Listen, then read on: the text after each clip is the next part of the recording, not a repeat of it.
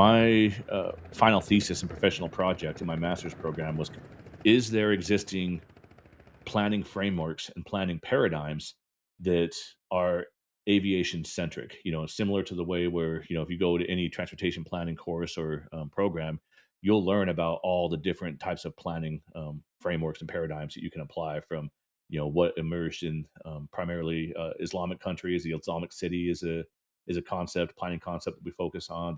The city beautiful, and just a lot of other planning type of things. And so I was looking for something that might be more aviation focused, and I found something called two really popular ones.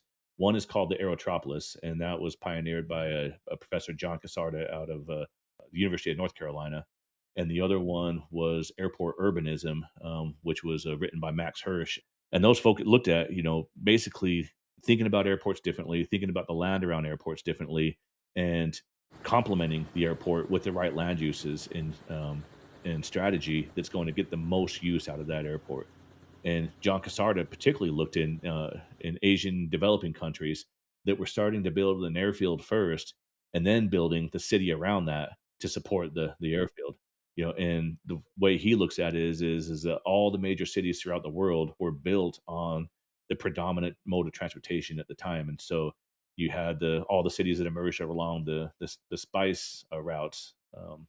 Then you had major cities emerging along ports, the major port cities, and then you Major had cities ports or popping. the river around rivers Yeah, that the we see, river ports, like right? Yeah, London, river just runs through the city, right in the middle. exactly.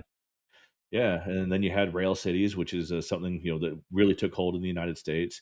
And then, of course, the interstate freeway system, brought emergence to a lot of cities, to include Salt Lake City, in northern Utah, where I live at. And so, is there a similar paradigm for aviation? And that's what John Casardo was really starting to look at, and how do you robust that? And most of what he was looking at was applicable to large international airports. And what I wanted to find out is, how can we scale that down, so that we see that same kind of success at smaller regional airports.